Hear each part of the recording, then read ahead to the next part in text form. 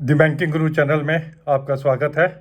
आज हम अपनी इस वीडियो में एयू स्मॉल फाइनेंस बैंक, जिसे यूनिवर्सल बैंक का in principle approval reserve bank of India की तरफ से मिला है, इसको क्रिटिकली एनालाइज करेंगे कि ये लाइसेंस मिलने के बाद एयू स्मॉल फाइनेंस बैंक के लिए क्या बदलेगा और इसकी शेयर की चाल कैसे रह सकती है।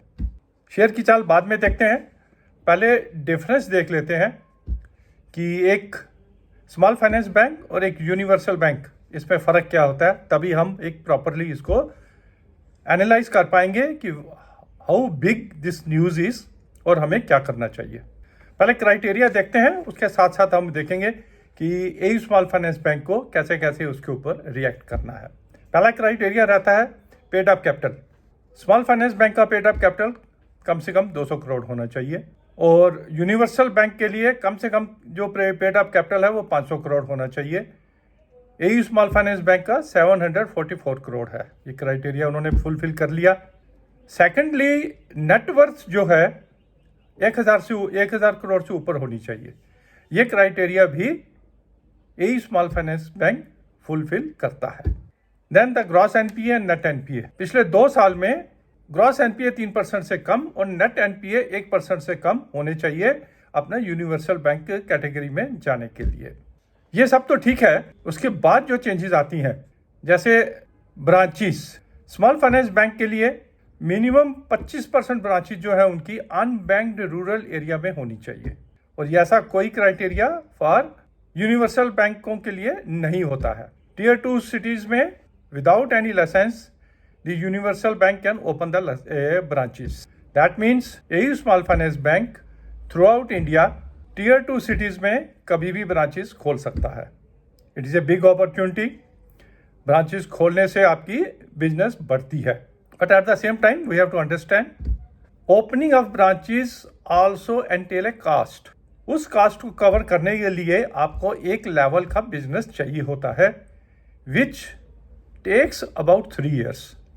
एक ब्रांच को इंडिपेंडेंटली वायबल बनने के लिए कम से कम एक कमर्शियल बैंक की ब्रांच को 3 साल लगते हैं, उसको अपनी पूरी कॉस्ट कवर करके प्रॉफिटेबल बनने के लिए। तो ठीक है, बिजनेस आती है, लेकिन over a period of time you have to become profitable, तभी बिजनेस आती है। Then another criteria is of priority sector lending which is a big deal. Small finance bank को 75% of their adjusted net bank credit, मान लीजिए advances, 75% इनके advances जो है उनको प्रायोरिटी सेक्टर लैंडिंग में करने पड़ते हैं। मतलब छोटे छोटे लोन देने पड़ते हैं, एग्रीकल्चर लोन देने पड़ते हैं, बेसिक माइक्रो फाइनेंस को देना पड़ता है, स्मॉल एंटरप्राइजेस को देना पड़ता है। बिग टिकट वो नहीं दे सकते हैं। Where is the same figure. इससे क्या होता है, प्रायोरिटी सेक्टर लैंडिंग में एसेट क्वालिटी का थोड़ा सा इशू रहता है, इसलिए उनको इसको प्राइस थोड़ा सा हाई करना पड़ता है। यही क्राइटेरिया कमर्शियल बैंक्स के लिए 40% का है कि उनको 40% तक के जो अपने एडवांसेस हैं वो प्रायोरिटी सेक्टर लैंडिंग में करने पड़ते हैं। That means you have the freedom to lend 60% to the wholesalers, to the big ticket corporates like that, MSME उनको दे सकते हैं। तो उससे आपके दरवाजे खुल जाते हैं कि आप अच्छी क्वालिटी के एडवांसेस जो है आप कर सकते हो। जहाँ पर ये ध्यान रहे, जहाँ पर एनपीए होने के चांसेस कम रहते हैं, एसेट क्वालिटी बेटर होती है, बट जितना बिग टिकट लोन होगा उतना ही वो कम रेट ऑफ इंटरेस्ट के ऊपर एक्सपेक्ट करेगा। जहाँ हम जो माइक्रो फाइनेंस है या छोटे स्मॉल बिजनेसेस हैं उनको कुछ भी रेट लगा देते हैं, रेट ऑफ इंटरेस्ट।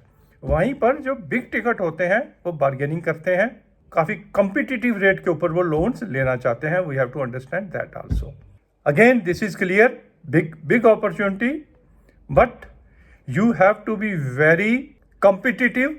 जहाँ आपकी कॉस्ट ऑफ फंड्स बड़ी कम्पिटिटिव होनी चाहिए, तभी आप वहाँ पर जो है बिग टिकट्स वालों को दे पाओगे। अब लोन साइज भी चेंज हो जाता है। स्मॉल फाइनेंस बैंक जो है 10% ऑफ द कैपिटल फंड्स किसी एक इंडिविजुअल को दे सकता है। से अगर हमारा 1000 करोड़ का कैपिटल फंड है तो 100 करोड़ से ज़्यादा वो एक इंडिविजुअल को नहीं दे सकते हैं, ग्रुप को 15% तक दे सकते हैं। यही फिगर चेंज होके कमर्शियल बैंक्स के लिए 20% की हो जाती है, विच इनडायरेक्टली मीन्स कि आप बिग टिकट्स लोन्स जो है दे भी सकते हो, उसमें पार्टिसिपेट भी कर सकते हो। कंसोर्शियम बैंकिंग में जाके आप बड़े बड़े प्रोजेक्ट्स को फाइनेंस भी कर सकते हो। इन सब चीज़ों से one thing is very clear कि you have to be very competitive, you have to have very robust risk management systems in place. आपको जो खर्चे हैं आपने कंट्रोल में रखने पड़ेंगे।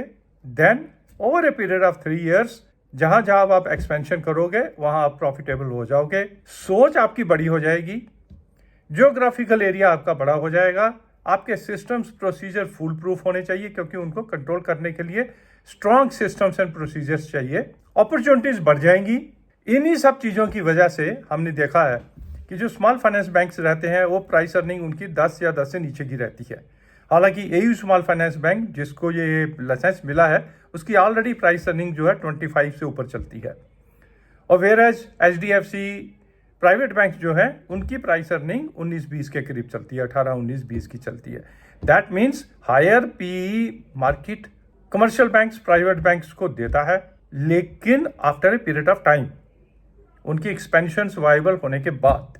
This makes us to understand yes this is a gold mine जो एयू स्मॉल फाइनेंस बैंक को मिला है। 10 साल के बाद किसी बैंक को ये लाइसेंस मिला है। पहले बंधन बैंक को मिला था, उसने ग्रो भी किया, लेकिन उनके जो रिस्क मैनेजमेंट सिस्टम्स थे वो इतने रोबस्ट स्ट्रॉन्ग नहीं थे, एसेट क्वालिटी की वजह से वो काफ़ी डाउन रहा।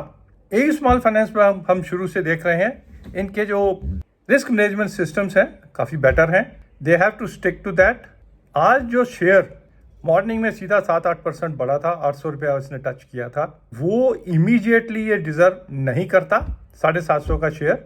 ठीक है, over a period of time जब भी हमें करेक्शन मिले हम इस शेयर में बने रहें, फर्दर भी ऐड कर सकते हैं, बट ये सोचना कि रातों रात जो है प्रॉफिटेबिलिटी डबल ट्रिपल हो जाएगी, बिजनेस डबल ट्रिपल हो जाएगी, no, it will take minimum 2-3 years for AU Small Finance Bank to show a profitability equivalent to the commercial banks।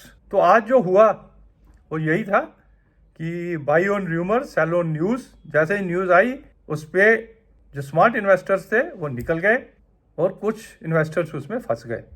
But फंसने की भी बात नहीं है, you will get good returns but you have to wait for some more time. तो ये था हमारा क्रिटिकल एनालिसिस यूनिवर्सल लाइसेंस के लिए, एयू स्मॉल फाइनेंस बैंक के लिए।